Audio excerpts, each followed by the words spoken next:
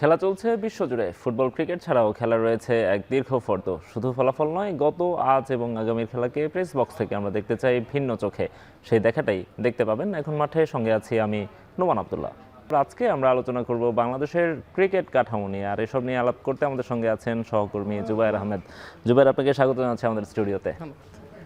জুবায়ের, আমরা ক্রিকেট কাঠামো নিয়ে আলাপ করব বলছিলাম। সামনে বিপিএলও আসছে, তার আগে আমাদের এনসিএল মাত্র শেষ হলো।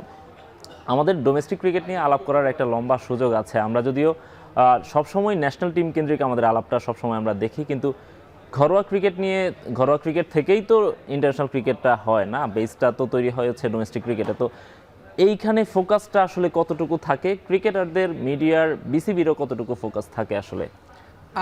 যদি ঘরোয়া ক্রিকেটের যদি আমরা শুধুমাত্র ওয়ানডে কেন্দ্রিক চিন্তা করি, তাহলে একটা মোটামুটি কিছুটা অন্তত আভাস পাওয়া যায় ঢাকা প্রিমিয়ার লিগের কল্যাণে। সেটা ঢাকা প্রিমিয়ার লিগটাকে এখন পর্যন্ত বাংলাদেশের ঘরোয়া ক্রিকেটের, যদি আমরা বিপিএলের উন্মাদন একটা থাকে টি-20 ক্রিকেট ফ্র্যাঞ্চাইজি টুর্নামেন্ট, কিন্তু এর বাইরে সম্ভবত ঢাকা প্রিমিয়ার লিগের দিকে একটু নজরটা থেকে যায়। বর্তমান সময় ক্লাবগুলোর বিদ্রোহের কারণে কিছুটা আমরা নজর দিচ্ছি ঢাকা ফার্স্ট ডিভিশন, যেটা প্রথম বিভাগের দিকে, কিন্তু এর বাহিরে একটা লম্বা সময় যদি আমরা চিন্তা করে দেখি, বাংলাদেশের সংস্কৃতিতে 80s বা 90s সময়টা তো ঢাকা এনসিএল এর যে প্রচলনটা ছিল বা 4 দিনের ক্রিকেটের যে প্রচলনটা ছিল, সেটা কিন্তু ধীরে ধীরে কমে যাচ্ছে। অনেক কিছু ইস্যু থাকে, সেটা 4 দিনের ক্রিকেটের প্রতি মানুষের অনাগ্রহ। বাংলাদেশ যেই প্যাটার্নে 4 দিনের ক্রিকেট বা টেস্ট ক্রিকেটটা খেলে থাকে সেটা, কারণ এখনকার দিনে তো স্বাভাবিকভাবে ক্রিকেটটা একটু ফাস্ট ক্রিকেট খেলছে, যেটা আমরা ইংল্যান্ড অস্ট্রেলিয়ার ক্ষেত্রেও দেখছি। ইভেন আজকের অ্যাডিলেড, ইংল্যান্ড অস্ট্রেলিয়ার ক্ষেত্রে ফার্স্ট ক্রিকেট দেখলো আমরা, কিন্তু ওদের দেশের টেস্টেরও আলাদা একটা জনপ্রিয়তা দেখি, যেটা বাংলাদেশে কখনোই মনে হয় তৈরি হয়নি। আমরা একদম লাস্ট যদি বলি যে বর্তমানে এই মুহূর্তে অ্যাশেজ যে অ্যাডিলেড টেস্টে অস্ট্রেলিয়া ব্যাটিং করছে, থার্ড সেশনে এসে তারা রান তুলছে ওভার প্রতি প্রায় 5 করে। তো সেই হিসাব করে যদি দেখি, তো সব মিলিয়ে যেটা বলা যায় যে ওই ফার্স্ট ক্রিকেটটা বাংলাদেশের ক্রিকেটে দেখা যায় না। বাংলাদেশের ক্রিকেটের ঘরোয়া ক্রিকেটের প্যাটার্নটা হয়ে গিয়েছে এমন 280, 320, এটা একটা স্ট্যান্ডার্ড স্কোর। তারপর পরে পিচটার একটা ইস্যুস থাকে, প্লেয়ারদের মাইন্ডসেটের একটা ইস্যুস থাকে, প্লেয়ারের কোয়ালিটির একটা ইস্যুস থাকে। সো 320, 340 যখন একটা ঘরোয়া ক্রিকেটের স্ট্যান্ডার্ড স্কোর হয়ে যায়, তখন অ্যাকচুয়ালি সেই ক্রিকেটটা প্রপার টেস্ট ক্রিকেট কিনা বা প্রপার 4 দিনের ক্রিকেটের প্রিপারেশন প্লেয়ারদেরকে দিচ্ছে কিনা, সেটা একটা প্রশ্ন থেকে যায়। সেকেন্ডলি যে জিনিসটা আসছে টি-20, আমরা দেখলাম যে এনসিএল টি-20 একটা করেছে, সেটাতে সারা ফেলার ট্রাই করেছে, বিসিবির সেই জায়গাটা ছিল, কিন্তু সেটা আসলে সে অর্থে করতে পারেনি। সেটা আমাদের ওই বারবার ঘুরে ফিরে একটা জিনিস আসে, পিচগুলো যখন আপ টু দ্য মার্ক হয় না, গ্লোবাল স্ট্যান্ডার্ড হয় না, তখন রানগুলো কম হয়। আর দিন শেষে যতটাই বলো হোক, ক্রিকেটটা রানের খেলা।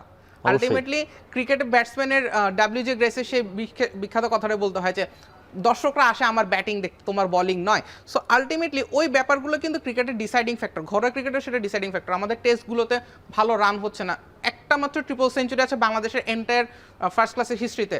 সো আলটিমেটলি রানগুলো যখন হচ্ছে না, তখন মানুষজন একটু মুখ ফিরিয়ে নেয়, মিডিয়াগুলো আস্তে আস্তে কিছুটা ফোকাসটা হারিয়ে ফেলে এই ধরনের স্লো ক্রিকেটের দিকে। সো সম্ভবত যদি ফোকাসটাকে আনা যায়, তাহলে সেক্ষেত্রে ফার্স্ট যে জিনিসটা করতে হবে যে আমাদের প্যাটার্নটাকে ক্রিকেটীয় প্যাটার্ন এবং ক্রিকেটারদের মনস্তত্ত্বে কিছুটা চেঞ্জ আনা দরকার।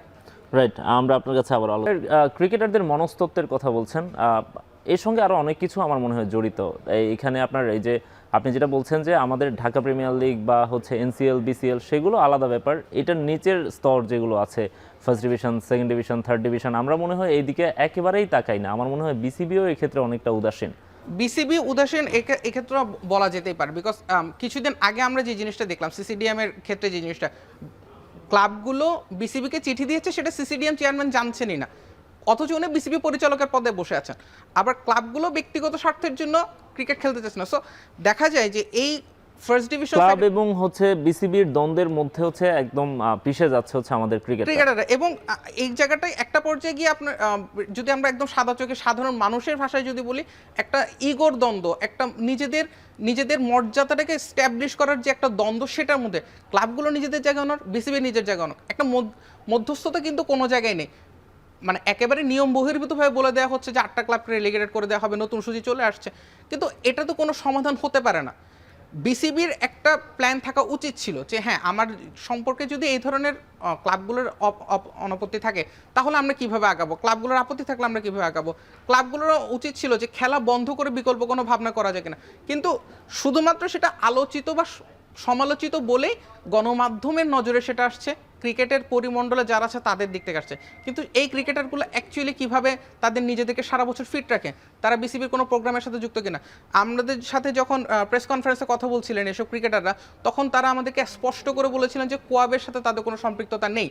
যদিও আমরা জানি কোয়াব ক্রিকেটারদের সংগঠন, কিন্তু দ্বিতীয় বা তৃতীয় স্তরে ক্রিকেটে গেলে কিন্তু কোয়াবের সাথে কোনো সম্পর্কিত নেই। পরবর্তীতে তারা সাংবাদিকদের প্রশ্নের জবাবে এটাও বলেছিলেন যে তারা নিজেদের একটা আলাদা সংগঠন তারা খোলার পরিকল্পনায় আছেন। তার মানে কি, আমরা যাদেরকে টপ টায়ারের ক্রিকেটার হিসেবে চিন্তা করছি, সেটা বিপিএল খেলা হোক, জাতীয় দল খেলা হোক বা ডিপিএল খেলা হোক, তাদের সাথে কিন্তু এইটার মধ্যে বিশাল বড় ফারাক, এবং এই ফারাকটা অ্যাকচুয়ালি এটা দায়িত্ব নিয়ে কে ফিল আপ করবে সেটারও কোনো অভিভাবক নেই।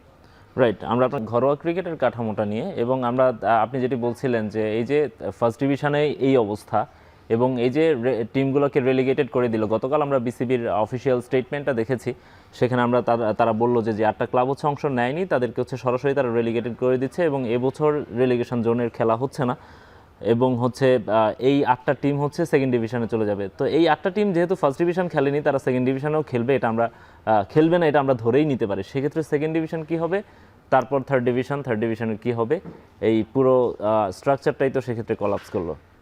কলাপস করলো বলতে কি, সেকেন্ড ডিভিশন থেকে আমরা যতটুকু জানি 15টা টিম খেলছে না। এখন পুরো সিস্টেমটাকে কিন্তু উল্টো দিকে নেওয়া হচ্ছে। আগে থার্ড ডিভিশন হয়ে তারপর প্রমোশন হয়ে সেকেন্ড ডিভিশন, সেখান থেকে রিলিগেশন প্রমোশনের হিসাব করে সেকেন্ড ডিভিশন, সেখান থেকে রিলিগেশন প্রমোশনের হিসাব হয়ে প্রথম ডিভিশন, তারপরে রিলিগেশন প্রমোশনের হিসাব হয়ে প্রিমিয়ার লিগ। ব্যাপারটা এমন ছিল।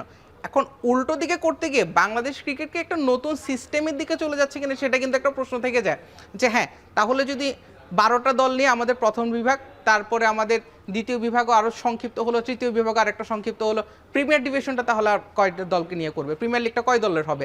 প্রিমিয়ার লিগে কিন্তু আবাহনী, মোহামেডানের মতো অভিজাত ক্লাবগুলো সহ অনেকেই কিন্তু নেই। তাহলে প্রিমিয়ার লিগেরটা হিসেবটা কী হবে?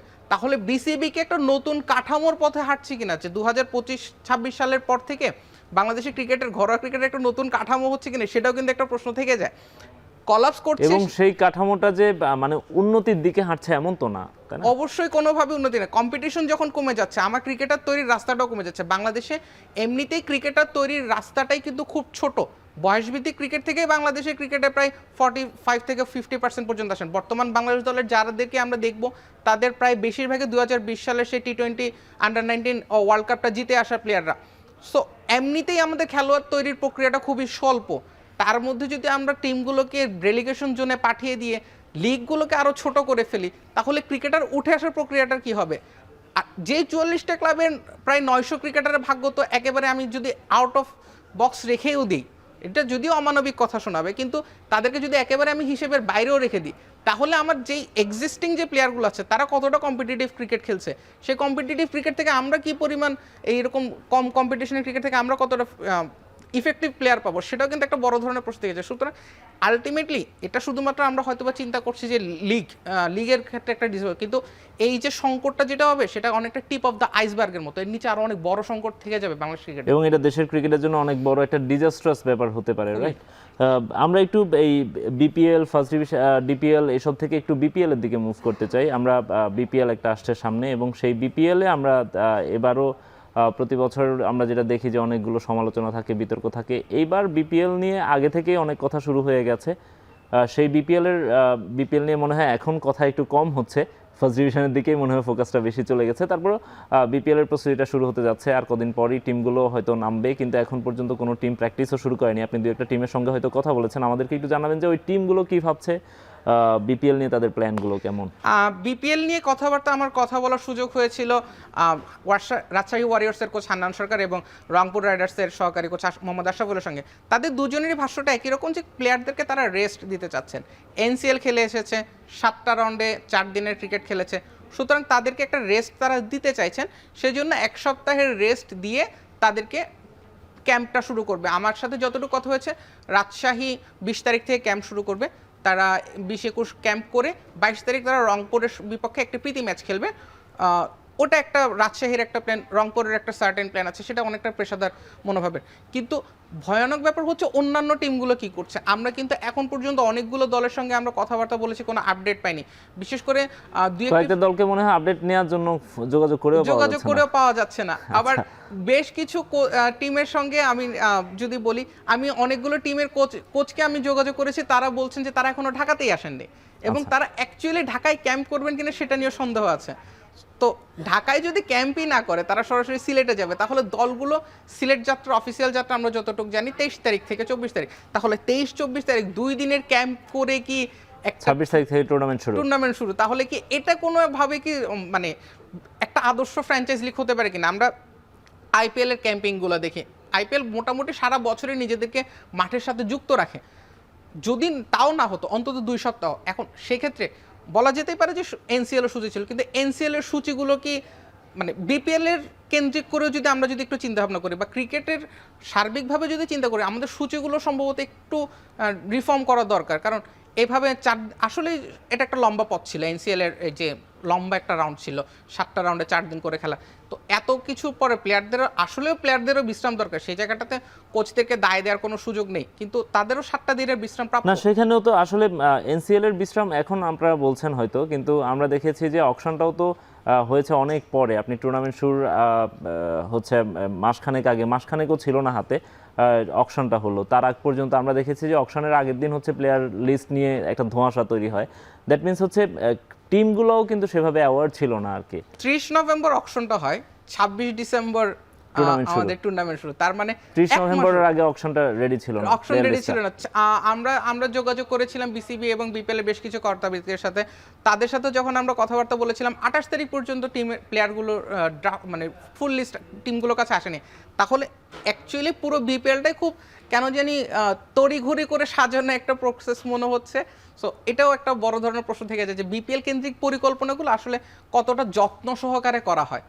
খুব বেশি যত্ন নিয়ে যদি করা হতো তাহলে হয়তো বা এই ধরনের একটা সিচুয়েশন দেখতে হতো না, যেখানে টুর্নামেন্ট মাঠে গড়ানোর 2 সপ্তাহ আগে এনসিএল খেলছে। কদিন আগে আমাদের এখানে একজন সাবেক অধিনায়ক এসেছিলেন, হাবিবুল বাশার। তিনিও একটা ফ্র্যাঞ্চাইজির সঙ্গে ছিলেন, পরবর্তীতে সেখান থেকে সরে তিনি বিপিএল এর টেকনিক্যাল কমিটির দায়িত্ব নিলেন। তিনি সেখানে আমাদেরকে বলছিলেন যে বিপিএল এর এই প্রসেসগুলোর বিষয়ে কিন্তু তিনিও সমালোচনা করছিলেন।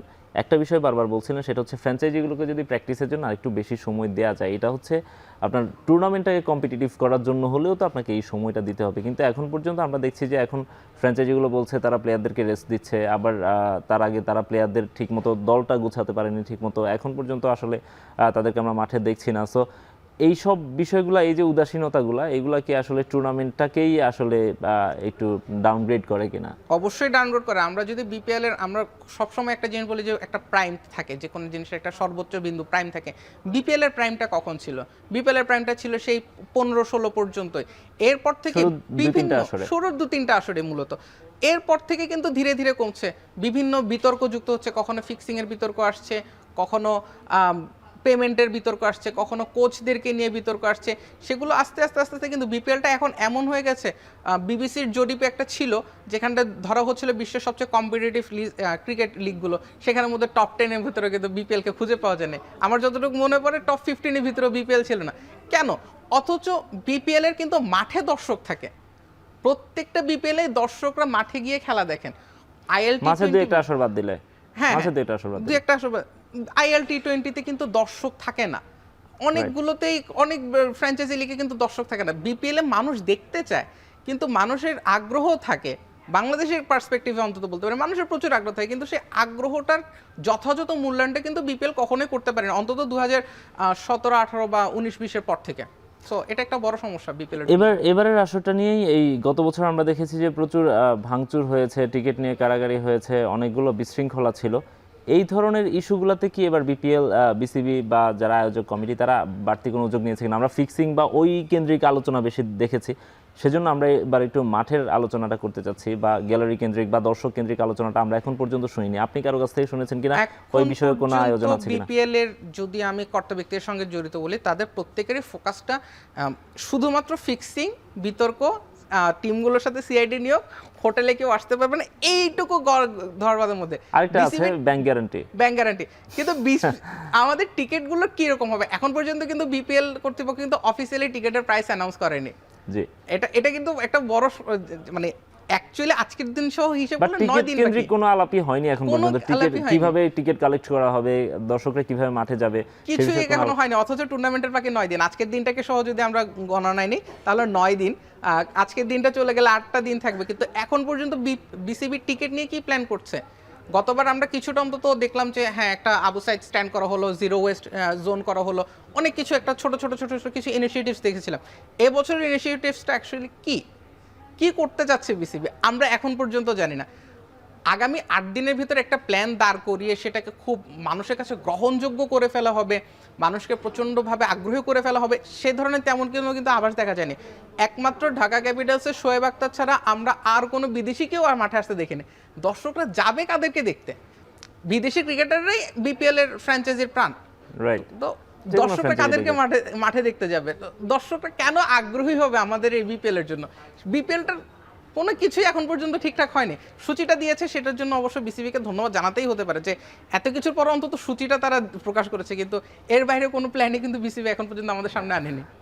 রাইট জুবাইর, কালকে আমরা আপনার একটা প্রতিবেদন দেখলাম, সেখানে আশরাফুল, হান্নান সরকার ওনাদের সঙ্গে আপনার কথা হয়েছে। তারা বলছিলেন যে বিপিএলটাকে কিভাবে বিশ্বকাপের প্রস্তুতির মঞ্চ করা যায়, তারা ফ্র্যাঞ্চাইজগুলোর কাছে একটা আহ্বান জানাচ্ছেন আর কি, যে জাতীয় দলের কথা যেন ভাবে। এই ধরনের টুর্নামেন্টে আসলে জাতীয় দলের কথা ভেবে দল পরিচালনা করার সুযোগ থাকে কি না? প্রত্যেকটা দল আসবে চ্যাম্পিয়ন হতে, সে তার বেস্ট প্ল্যানটা নিয়ে হাজির হবে।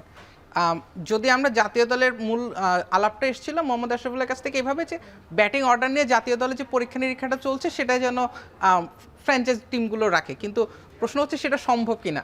জাতীয় দলের স্বীকৃত যদি আমরা যে 3 জন ওপেনার বলছি, সাইফ হাসান, পারভেজ হোসেন ইমন, তামিম, 3 জনের প্রত্যেকে আলাদা আলাদা খেলছেন, প্রত্যেকেই চাইবে এই 3 জনকে দিয়ে নিজেদের ওপেনিংটা শুরু করাতে।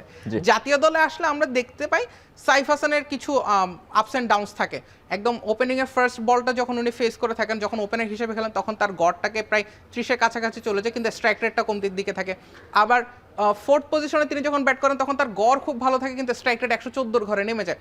তো জাতীয় দল নিয়ে এরকম সাইফ হাসান কেন্দ্রিক একটা এক্সপেরিমেন্ট চলে, যেটার কারণে পারভেজ হোসেন ইমন, লিটন দাস এবং সাইফের 3 জনের পজিশনটা সফল হয়। কিন্তু বিপিএলে তো এটা সম্ভব না। বিপিএল এর রংপুর রাইডার্স অবশ্যই চাইবে সাইফকে নিয়ে একটা, এবার সম্ভবত সাইফ ঢাকাতে খেলছেন, যাই হোক যেই দলে খেলুক, সাইফ এবার চাইবে সাইফকে নিয়ে একটা ফায়ার একটা স্টার্ট দিয়ে চাইবে। ঠিক একই কথা প্রযোজ্য পারভেজ ইমনের বেলাতেও, একই কথা প্রযোজ্য তানজিমের বেলাতেও, তানজিম। সো তারা প্রত্যেকে একটা ফায়ার স্টার্ট দিয়ে যাবে। সুতরাং ওই জায়গাটা থেকে দলগুলো অ্যাকচুয়ালি নিজেদের চ্যাম্পিয়নশিপের কথা, নিজেদের স্বীকৃতির কথাগুলো বাদ দিয়ে দেশের জন্য চিন্তা করবে, তাও একটা বিশ্বকাপ যেটা প্রায় কিনা আরো 2 থেকে 3 মাস পরে সেটা চিন্তা করবে, সেটা একটু তবে নিশ্চয়ই সবার মনোযোগের কেন্দ্রে থাকবে বিপিএলটা, কারণ যেহেতু টি-20 ফরম্যাট, সেটাও টি-20 বিশ্বকাপ, এবং এই ফরম্যাটের মাধ্যমে ক্রিকেটারদেরও একটা প্রস্তুতির ব্যাপার কিন্তু আছে। এই সেন্সে 12-13টা ম্যাচ কম্পিটিটিভ ম্যাচ তারা খেলবেন, সুতরাং নিজেদের ফিটনেস, নিজেদের পারফরমেন্স সব কিছুর দিকে ক্রিকেটারদের নিশ্চয়ই একটা আলাদা মনোযোগ থাকবে, রাইট? ক্রিকেটারদের আলাদা মনোযোগ থাকবে, কিন্তু সেই প্রস্তুতিটা কতটা যথাযথ হবে সেটা বোঝা যাবে আমরা কোন কন্ডিশনে তাদেরকে খেলতে দিচ্ছি।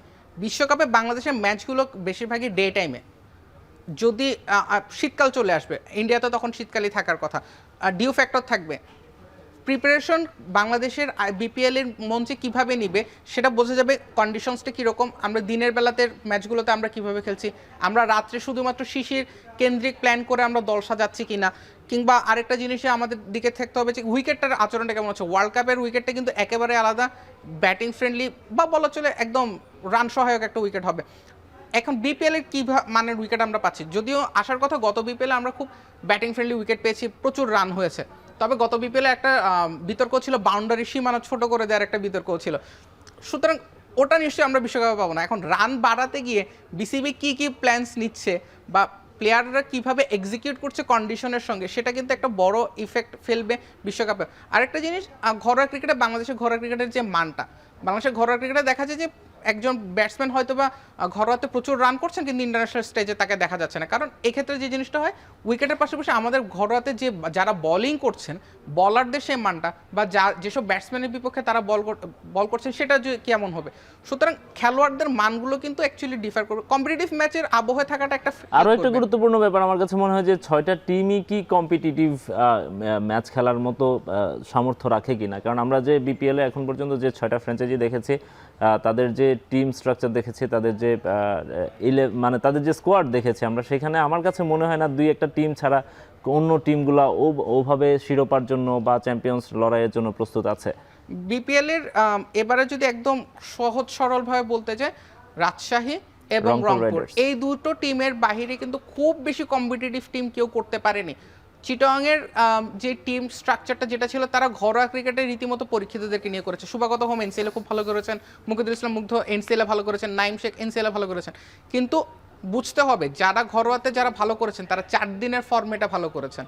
তাদেরকে ঠিক টি20তে আমি একই রকমের কম্পিটিশন, তারা একই রকমের চ্যালেঞ্জ তারা অপোনেন্টকে উপহার দিবে সেটা ভাবাটা কতটা যুক্তিযুক্ত আমি জানি না, তবে তারা ঘরোয়াতে প্রুভেন। তবে তাদের কোচিং প্যানেল নিয়ে মনে হয় একটু কথা আছে, সেক্ষেত্রে ফ্র্যাঞ্চাইজ টুর্নামেন্টের জন্য আপনি ওই মানের কোচিং প্যানেল যদি না পান সেক্ষেত্রে আপনি কি ওই রেসে থাকতে পারবেন কিনা? কোচিংটা তো বিপিএল এর জন্য সবসময় একটা জিনিস থাকে যে আমাদের ঘরোয়া কোচরাই বিপিএলটাকে সবসময় চালু করে। এবছর শুধুমাত্র দুটোতে বিদেশি কোচ আসছেন, মিকি আর্থার বরাবরই রংপুরের, আর সঙ্গে র্যাডফোর্ড আসছেন ঢাকা ক্যাপিটালস। এর বাহিরে কিন্তু খুব বেশি কোচিং নিয়েও কিন্তু খুব বেশি দেশীয় কোচটা অবশ্যই বাংলাদেশের সাম্প্রতিক যতটুকু আমরা সাফল্য দেখছি বাংলা টাইগার্স ক্যাম্পগুলোর কারণে দেশীয় কোচরা খুব অবদান রাখছেন, কিন্তু কম্পিটিশনের যে মানদণ্ডটা থাকে সেই জায়গাতে কিন্তু বাংলাদেশের কোচিংটা কিছুটা পিছিয়ে আছে, এটা স্বীকার করতেই হবে, এটা খুব বেশি অস্বীকারের জায়গা নেই। সুতরাং সেই জায়গাটায় কতটা কম্পিটিটিভ এনভায়রনমেন্ট বিপিএল উপহার দিতে পারছে, প্লেয়ারদের কতটা নার্ভের টেস্ট নিতে পারছে, সেটা একটা বিষয়। বিপিএলটাকে শুধুমাত্র ফান হিসেবে যদি আমরা না ধরি, একটা নার্ভের টেস্ট ধরি, তাহলে কিন্তু একটা বিষয় থাকে। নার্ভের টেস্টে কেন বলছি, বাংলাদেশের যদি আমরা দেখি যে কোনো বড় মঞ্চে গেলে বাংলাদেশের কিন্তু প্লেয়ারদের কলাপস হয়। লিটন দাসের আইপিএল ক্যারিয়ারটা যদি আমরা চিন্তা করি, এক ম্যাচের পরে কিন্তু কলকাতা তাকে আর খেলায়নি, কারণ নার্ভের ওই একটা ম্যাচে কিন্তু লিটন কলাপস করেছিলেন। মাশরাফি বিন মুর্তজা অনেক ভালো ক্রিকেটার ছিলেন, আইপিএলে তাকে প্রথম আসরে খুব টানাটানি পড়ে গিয়েছিল, একটা ওভার 26 রান দেওয়ার সেই নার্ভটা তিনি ধরে রাখতে পারেন। সো নার্ভের টেস্টে বিপিএল কতটা নিতে পারছে সেটাই বেসিক্যালি ডিসাইড করবে যে ইন্টারন্যাশনাল আমরা এটা সুফল পাচ্ছি কিনা। রাইট, আরও 2টা ফ্র্যাঞ্চাইজি আছে যেগুলো নিয়ে আমরা খুব একটা আলাপ করছি না। নোয়াখালী নিয়ে মনে হয় আমরা আলাপ করছি না, খালেদ মাহমুদ সুজনের মতো একজন ভেটেরান কোচ সেখানে আছেন, কিন্তু তার দলটা নিয়ে খুব বেশি আলাপ হচ্ছে না। একই সঙ্গে সিলেট নিয়ে আমাদের সেখানেও আমাদের ডোমেস্টিক ক্রিকেটের খুবই পরিচিত একজন কোচ আছেন, কিন্তু দলটা নিয়ে খুব বেশি আলাপ হচ্ছে না। এই 2টা দল নিয়ে আলাপ কম হওয়ার কারণ কি? স্কোয়াডই শুধুমাত্র নাকি অন্য কোনো রিজন আছে? সবচেয়ে বড় ইস্যু স্কোয়াড।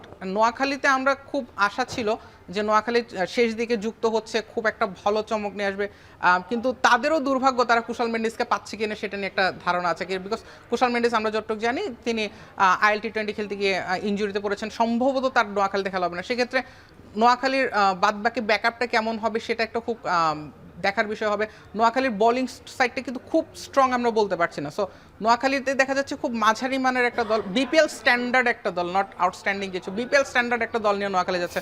সুতরাং তাদেরকে একটু, আর সিলেটের যে জিনিসটা হয়, সিলেট বরাবরই কিছুটা পিছিয়ে থাকে, কিছুটা সবসময় আন্ডারডগই থাকে, কিন্তু মাশরাফি, মুশফিক এবং শান্তদের সেই মৌসুমটা 2022-এর সেই মৌসুমটা বাদ দিলে সিলেট সবসময় একটু আলোচনার বাইরে থাকে। বাট দেখার বিষয় যে সোহেল ইসলামের কোচিংয়ে সিলেট কেমন করছে, কারণ এই বছর তাদের সোহেল ইসলাম যেমনটা এখন মাঠের সাথে এসে বলে গিয়েছিলেন যে সাইম আইয়ুব তাদের ট্রাম্প কার্ড। সো সাইম আইয়ুবের মতো একটা সাইনিং আছে তাদের বিদেশি সাইনিংটাও যদি মোটামুটি ক্লিক করে হয়তো বা সিলেটও টপ 4-এর দিকে থাকবে।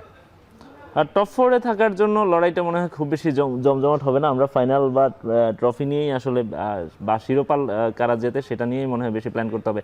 তবে একটা জিনিস হচ্ছে জুবাইর আলাপ করতে হবে, সেটা হচ্ছে যে বিপিএলের ফ্র্যাঞ্চাইজিগুলো তাদের মধ্যে প্রফেশনালিজম কতটা এসছে বা তারা কতটা প্রফেশনাল। ছোট ছোট কিছু জিনিস আমরা দেখি, ধরেন সিলেট টাইটান্সের আমরা পরশুদিন একটা জিনিস দেখলাম যে তারা হচ্ছে মমিনুল হককে তাদের দলে নিয়েছে, তাদের অফিসিয়াল ফেসবুক পেজে তারা মমিনুল হককে নিয়ে একটা কার্ড দিয়েছে, সেখানে একটা ছবি দিয়েছে সাকিব আল হাসানের। হ্যাঁ, তো এই ধরনের ব্লান্ডারগুলো তারা করে। এই যে ছোট ছোট বিষয়গুলো কিন্তু হচ্ছে আপনার একটা টিমকে নিশ্চয়ই ইয়ে করে না। পেশাদারিত্বের জায়গা থেকে বলতে গেলে একটা দলের সবচেয়ে বড় সমর্থক মানে বলো ইঞ্জিন হচ্ছে তাদের সমর্থকরাই মাঠে গিয়ে আপনার জন্য গলা ফাটায়। এখন পর্যন্ত বিপিএল এর কোনো দলকে অফিসিয়াল মার্চেন্ডাইজ ফ্যানদের জন্য আনতে পেরেছে রংপুর বাদে? এবং রংপুর যদিও এনে থাকে সেটা কতটা, ফরচুন বরিশাল কিছুটা ট্রাই করেছিল, কিন্তু সেটা অফিসিয়াল মার্চেন্ডাইজ ছিল না। সো আলটিমেটলি অফিসিয়াল মার্চেন্ডাইজ কিন্তু কেউ আনতে পারেনি এতগুলো বছর পরেও। আর ফ্র্যাঞ্চাইজগুলো এত বেশি পরিমাণে চেঞ্জ হচ্ছে, মাঝে মাঝে যারা নিয়মিত বিপিএল নিয়ে কাজ করছে তারাও ফ্র্যাঞ্চাইজ নেমগুলো মনে রাখতে হিমশিম খাচ্ছে। সুতরাং কালচার যেটা বলছি, বিপিএল এর যে একটা কালচার বলে, বিপিএল একটা সংস্কৃতি বলে, সেই কালচারটা কিন্তু কখনো গড়ে ওঠেনি। আমার সাথে কথা হচ্ছিল হাবিবুল বাশা সুমনের, তিনি আমাকে বলছিলেন যে আপনি টেকনিক্যাল কমিটির সদস্য হিসেবে তার প্রত্যাশা কি, তিনি নিজেও বলছিলেন যে বিপিএল এর কালচারটা কখনোই গড়ে ওঠেনি। এবছর বিপিএল এ একটা দলকে, প্রতিটা দলকে 5 বছরের জন্য করে দেয়া হচ্ছে, নামগুলো কখনো চেঞ্জ হবে না সেই ধরনের একটা শর্ত দেওয়া হচ্ছে। এটা হয়তো বা একটা ইনিশিয়েটিভ যেটা কালচার হতে পারে, তবে শেষ পর্যন্ত সেই ফ্র্যাঞ্চাইজিগুলো টিকে থাকতে পারবে কিনা, যাদেরকে দেওয়া হয়েছে তারা শেষ পর্যন্ত এটা 5 বছর পর্যন্ত ধরে রাখতে পারবেন কিনা, এটা নিয়েও কিন্তু এখনই প্রশ্ন ওঠা শুরু হয়েছে। জুবাইর, আমরা আপনার কাছে আবারও ফিরবো। আমরা কথা বলছিলাম দেশের ক্রিকেট নিয়ে, বিপিএল নিয়ে আমরা তখন আলাপ করছিলাম। বিপিএল এর প্রসঙ্গে আলাপ করতে গেলেই বারবারই আইপিএল এর কথা চলে আসে। বিপিএলটাকে আমরা আগে আইপিএল এর সঙ্গে তুলনা করে ফেলতাম, এখন মনে হয় ভুল করে ওইটা আর করি না। তারপরে আইপিএল এর আলাপ চলে আসে, এবং গতকাল আমরা দেখলাম যে আইপিএল এর একটা অকশনও হলো, সেখানে বাংলাদেশের দুজন ক্রিকেটারকে নিয়েও বেশ আলাপ হলো। একজন ক্রিকেটার রেকর্ডই করে ফেললেন, আর একজন ক্রিকেটার একেবারে আনসোল্ড থাকলেন। আইপিএল এর নিলামটা নিয়ে একটু কথা বলতে চাই, মুস্তাফিজকে নিয়ে একটু কথা বলতে চাই। আমাদের এই যে এত সীমাবদ্ধতার মধ্যেও মুস্তাফিজ কি গ্লোবাল আইকন হয়ে উঠছেন কিনা? অবশ্যই এই কথা স্বীকার করতে হবে, মুস্তাফিজ গ্লোবাল আইকন হয়ে উঠছেন। এবং মুস্তাফিজের ডেথ ওভারের কার্যকারিতাটা এবং ডেথ ওভারে তার যে স্লোয়ারটা, সেটা কতটা ইম্প্যাক্টফুল সেটা কিন্তু আইপিএল এর তার পরিসংখ্যানগুলোকেই বলে। আইপিএল এর সম্ভবত মুস্তাফিজ দিল্লিতে তার দ্বিতীয় যে সিজনটা ছিল, সেই সিজনে তার প্রতি উইকেটের পেছনে 2টো উইকেট ছিল, প্রতি উইকেটের পেছনে 78 করে খরচ করতে হয়েছিল। এর বাহিরে কিন্তু ওই একটা সিজনকে যদি বাদ দেয়, তাহলে কিন্তু মুস্তাফিজ আইপিএল এর সবসময় ধারাবাহিক, এবং বেস প্রাইজে হলেও মুস্তাফিজকে দলে নেওয়ার একটা চিন্তাভাবনা থাকে।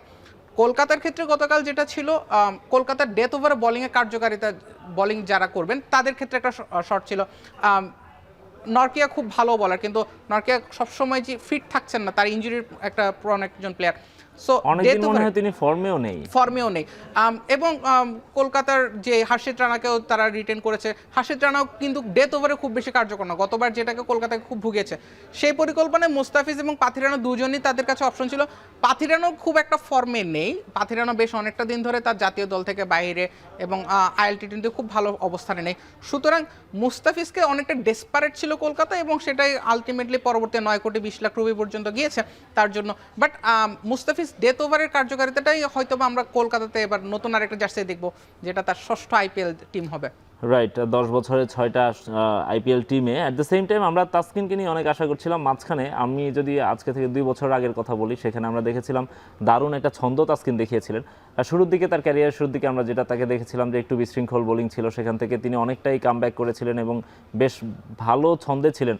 মাঝে গত 2-3টা সিজন আমরা শুনেছি যে আইপিএল টিমগুলো তার সঙ্গে যোগাযোগ করেছিল, 2-একটা টিমে তার খেলার সম্ভাবনা ছিল, বিসিবি থেকে এনওসি পাননি, নানা কথাবার্তা হচ্ছিল। এবার তিনি সম্ভবত এনওসিটা পেতেন, কিন্তু আনসোল্ড থেকে গেলেন। তাসকিনকে নিয়ে আপনার অবজারভেশন? তাসকিনের এটা বলতে খুব কষ্ট হয়, কিন্তু তাসকিনের সে আগের সেই ফিটনেস বা ফর্ম কোনোটাই কিন্তু তাসকিনকে সঙ্গ দিচ্ছে না। তাসকিন বারবার ইনজুরিতে পড়ছেন। একটা প্লেয়ারকে, আইপিএলটা প্রায় 2.5 মাসের একটা টুর্নামেন্ট, একটা আইপিএলের 2.5 মাসের টুর্নামেন্টে ভ্রমণ ক্লান্তি থাকে, ম্যাচের ক্লান্তি থাকে, প্র্যাকটিস সেশনস থাকে। পুরোটা আসরে তাকে পাওয়া যাবে কিনা সেটা যেমন একটা প্রশ্ন, পুরোটা আসরে তিনি ফিট থাকছেন কিনা সেটা আরেকটা প্রশ্ন। তাসকিনের ফিটনেস ইস্যুটা কিন্তু তাকে খুব ভোগাচ্ছে, এবং বাংলাদেশ দলেও যে তিনি খুব বেশি নিয়মিত হতে পারছেন তা কিন্তু না। আসা যাওয়া কি একটু থাকেই, প্রত্যেকটা সিরিজে হয়তো প্রত্যেকটা সিরিজে 1-2টা ম্যাচে বিশ্রাম দেওয়া হচ্ছে। সুতরাং তাসকিনের নিজের ফিটনেসটার দিকে হয়তোবা তাসকিনকে আরেকটু মনোযোগী হতে হবে। গ্লোবাল স্টেজে যদি তাকে নিজেকে আরেকবার দেখতে চান, সেক্ষেত্রে হয়তোবা তাসকিনের নিজের বোলিংয়ের পাশাপাশি ফিটনেসটার দিকে একটু নজর দিতে হবে। বাংলাদেশের আরও কয়েকজন ক্রিকেটার ছিলেন, 5 জন ক্রিকেটার ছিলেন, এই 2 জন ছাড়াও আরও 5 জন ক্রিকেটার আইপিএল নিলামে ছিলেন, যাদেরকে ডাকাও হয়নি। এইখানে একটা প্রশ্ন উঠে যায় যে সম্ভবত বাংলাদেশই পৃথিবীর ক্রিকেট প্লেয়িং দেশগুলোর মধ্যে একমাত্র দেশ যাদের থেকে সবচেয়ে কম ক্রিকেটার আইপিএলে যায়। ইভেন আফগানিস্তানেরও মনে হয় হচ্ছে বেশি ক্রিকেটার যায়। আমি জানি না এবছর কজন আছেন, বাট আফগানিস্তানের অনেক ক্রিকেটার আইপিএলে খেলে থাকেন। আমি রশিদ খান, নবীরা তো আছেনই, তাদের সঙ্গে মুজিবদেরকে রেগুলার খেলতে দেখি, গুরবাজদেরকে রেগুলার খেলতে দেখি সেখানে। তো বাংলাদেশ থেকে এত কম ক্রিকেটার ওখানে যাওয়ার কারণ কি? এটা কি অনেকে এখানে আপনার ডিপ্লোম্যাটিক কারণ খোঁজে, আমার কাছে মনে হয় এটার চেয়েও গুরুত্বপূর্ণ বাংলাদেশের ক্রিকেটারগুলো আসলে ওই স্ট্যান্ডার্ডের কিনা। এটা অবশ্যই একটা বড় প্রশ্ন। আমাদের ক্রিকেটাররা সেই স্ট্যান্ডার্ডে যেতে পারেননি। আপনি মুস্তাফিজ ছাড়া কাকে দেখবেন আপনি এই মুহূর্তে উইকেট টেকিং বলার হিসেবে নিজেকে প্রতিষ্ঠিত করেছেন? আমাদের পার্সপেক্টিভে আমরা হয়তো শেখ মেহেদীকে বলতে পারি যে তিনি প্রত্যেকটা স্পেলে উইকেটের কার্যকারিতা, কিন্তু কেন আমরা শেখ মেহেদীকে আমরা আইপিএলের প্রত্যাশা করব? ঠিক কোন কারণে করব? আইপিএলের যে স্ট্যান্ডার্ডটা থাকছে সেটার স্ট্যান্ডার্ডটা এতটাই হাই, এটাকে অনেক ক্ষেত্রে গ্লোবাল কম্পিটিশনের মতোই বলা চলে। আইপিএলের সেই স্ট্যান্ডার্ডে আমাদের প্লেয়াররা যেতে পারছে, এবং আপনি যদি দেখেন যে 7 জন গিয়েছে এবার, 7 জনের প্রত্যেকেই বলার এবং বিশেষ করে পেসার, 2 জন ছিলেন স্পিনার। সুতরাং বোঝাই যাচ্ছে যে বাংলাদেশের ব্যাটিংয়ের যে অংশটা থেকে যাচ্ছে, বাংলাদেশের ব্যাটিংয়ের সমস্যা তো চিরাই হতো। আইপিএলের নিলামগুলোর দিকে তাকালে সেটা আরও বেশি স্পষ্ট হয়। আমাদের মোহাম্মদ আশরাফুল 2008 সালের আইপিএলের পরে কেউ স্বীকৃত ব্যাটার হিসেবে কিন্তু আইপিএলে নিজেকে প্রতিনিধিত্ব করতে পারেন। লিটন দাস করেছিলেন, আরেকজন করেছিলেন তামিম ইকবাল, তিনি সম্ভবত খেলার সুযোগ পান। কোনো সুযোগই পাননি 2012 আসলে পুনেতে। সো কোনো সুযোগই পাচ্ছেন না। সো এটা হয়তো বোঝায় দেয় যে বাংলাদেশের ব্যাটিং স্ট্যান্ডার্ড বা বাংলাদেশের ক্রিকেটিং স্ট্যান্ডার্ডটা গ্লোবাল স্টেজ থেকে ঠিক কতটা নিচে। প্রত্যাশা থাকবে ভালো কিছুর, কিন্তু সে প্রত্যাশার জন্য যে সিস্টেমটা দরকার, আমরা ক্রিকেট কাঠামো নিয়ে যখন আজকে কথা বলছি, আমাদের ক্রিকেটার উঠে আসার প্রক্রিয়া নিয়ে যখন কথা বলছি, সেই উঠে আসার প্রসেসটাই এতটাই ভঙ্গুর দশায় থাকে যে একজন ক্রিকেটার নিজেকে ওয়ার্ল্ড ক্লাস পারফর্মার করবেন বা গ্লোবাল স্টেজে বড় নাম হয়ে উঠবেন, সেই ধরনের সিচুয়েশন হয়তো বাংলাদেশের ক্রিকেট শুরু থেকে কাউকে দিতে পারে না। Right, at the same time আমাদের ক্রিকেটারদের স্ট্যান্ডার্ড নিয়ে আমরা কথা বলছি, আমাদের টুর্নামেন্টের স্ট্যান্ডার্ডটা নিয়েও কথা বলা যায়। সামনে যেহেতু আইপিএলই থাকে এবং আইপিএল সবসময় আমাদের মনে হয় চোখে আঙ্গুল দিয়ে দেখিয়ে যায় যে একটা ফ্র্যাঞ্চাইজ টুর্নামেন্ট কেমন হওয়া উচিত। অনেক বছর ধরে আমরা সেটি কেবল দেখছি। আপনার কাছে কি মনে হয় না যে এই যে বিপিএলটা আমরা করছি প্রতি বছর, আইপিএলের আদলেই তো করি, মানে একই স্ট্রাকচার, একই টুর্নামেন্ট, একই ফ্র্যাঞ্চাইজ টুর্নামেন্ট, তো আইপিএলটা কি হচ্ছে আমাদেরকে চোখে আঙ্গুল দিয়ে দেখিয়ে দিয়ে যায় কিনা যে একটা টুর্নামেন্ট আসলে এভাবে হওয়া উচিত? শুধুমাত্র ক্রিকেটারদের স্ট্যান্ডার্ড তো না, অনেক কিছুর ব্যাপারই তো আছে সেখানে। আইপিএলটা শুধুমাত্র ক্রিকেট বাংলাদেশের জন্য না, আইপিএলটা কিন্তু একটা গ্লোবাল স্ট্যান্ডার্ডই সেট করে দেয়। আজকের দিনে যদি দক্ষিণ আফ্রিকার SA20 বলা হয়, বা ইভেন লন্ডন দ্য 100 যেটা হচ্ছে ইংল্যান্ডে, আলটিমেটলি আইপিএল টিমগুলো সেখানে যায়, তারা নিজেদের কন্ডিশনসগুলো অ্যাপ্লাই করে, তারা নিজেরাই ওই টুর্নামেন্টটাকে শেপ দেয়। সম্ভবত একমাত্র টুর্নামেন্ট পিএসএল যেটা আইপিএলের সেই বলয়ের বা আইপিএলের সেই গণ্ডিটার বাইরে। কিন্তু বিপিএল এর সাথে যখন অন্যান্য লিগগুলো তুলনা করব, বাংলাদেশের পিএসএল অনেক পরে শুরু হয়েছে। পিএসএল মাঝে অনেক বিতর্কিত ছিল, একটা সময় বিশ্বের সবচেয়ে কম প্রাইজ মানির টুর্নামেন্টও ছিল, কিন্তু পিএসএলও যেভাবে ডেভেলপ করেছে আইপিএলের সেই প্রভাবে প্রভাবিত হয়ে, কিংবা আইপিএল তাদের দলগুলোকে যেভাবে সাজায়, তাদের নিলামটাকে যেভাবে সাজায়, সেটার তুলনায় বিপিএলের তুলনা করতে চাওয়াটাই হয়তো বিপিএলের জন্য কিছুটা বোকামি। কারণ একটা টুর্নামেন্ট বিপিএল যখন আয়োজন হয় তার 3 থেকে 4 মাস আগ পর্যন্ত কিন্তু বিসিবিতে কোনো পরিকল্পনা দেখা যায় না। আমি যদি আজকে থেকে যদি আমরা জুলাই আগস্টের দিকে ফিরে তাকাই, আগস্ট সেপ্টেম্বর মাসে কিন্তু বিপিএল কেন্দ্রিক কোনো পরিকল্পনা ছিল না।